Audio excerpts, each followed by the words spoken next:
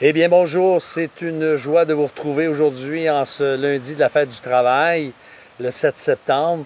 Hier, comme vous le savez, pour certains d'entre nous, on a eu la joie de se retrouver en personne après 6 mois d'interruption.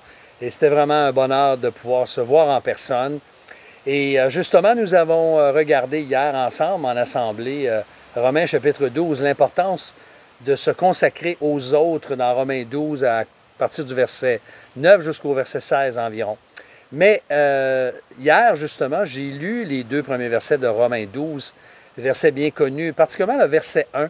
« Je vous exhorte donc, frères, par les compassions de Dieu, à offrir vos corps comme un sacrifice vivant, saint et agréable à Dieu, ce qui sera de votre part un culte raisonnable. » Alors, j'aimerais réfléchir un petit peu avec vous aujourd'hui à ces vérités qu'on trouve. Vraiment une consécration totale de nous-mêmes. Vous savez qu'avec l'automne, là, bon, on sait que l'automne commence officiellement le 21 septembre, mais la rentrée, les classes qui ont recommencé, les activités qui reprennent, que ce soit avec nos enfants, mais aussi en Église, on va quand même reprendre certaines activités à distance sur Zoom et d'autres en personne. C'est important, je crois, de faire le point puis de dire, est-ce que je suis dans une attitude où je veux me consacrer vraiment à Dieu tous les jours qui s'en viennent, qui sont devant moi?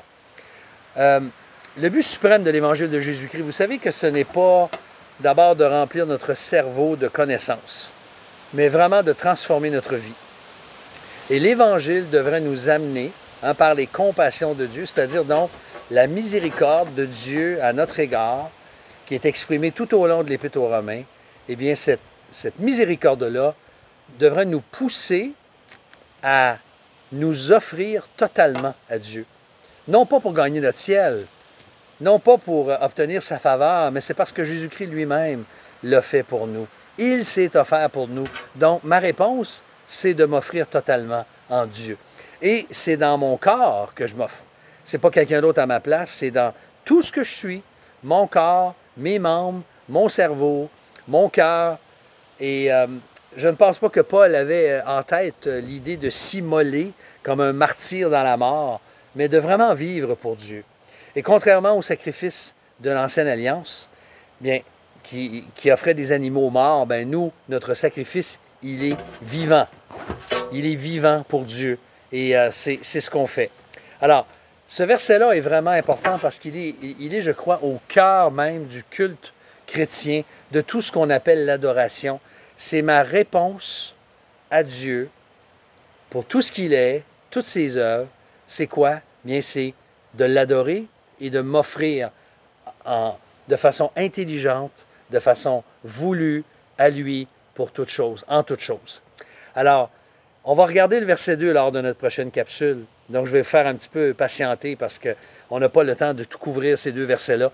Mais j'aimerais vous encourager dans ce que vous vivez en ce moment, dans tout ce qui vous est incertain, dans tout ce qu'on vit comme Église, comme individu, comme famille, comme personne. Eh bien, je vous encourage à dire au Seigneur, non simplement aujourd'hui ensemble dans la prière, mais dans les jours qui viennent, Seigneur, je veux m'offrir, je veux m'offrir totalement à cause des compassions que tu as eues envers moi. Je veux offrir mon corps comme un sacrifice vivant, dis-je, saint, agréable à Dieu. Et ça, c'est un culte raisonnable. Alors, prions ensemble pour terminer. Seigneur, on veut simplement te remercier pour tes compassions, pour ta miséricorde envers nous, en Jésus-Christ, que tu nous as révélé ton Fils et que nous pouvons maintenant nous offrir à toi. Seigneur, prends-nous aujourd'hui, prends-nous ce soir, prends-nous demain, prends-nous cette semaine, que les jours qui nous restent à vivre et qu'on puisse les consacrer et te les remettre. Au nom précieux de Jésus. Amen. Alors, je vous souhaite une bonne fin de journée, une bonne semaine et on se retrouve très bientôt avec Romains 12, 2.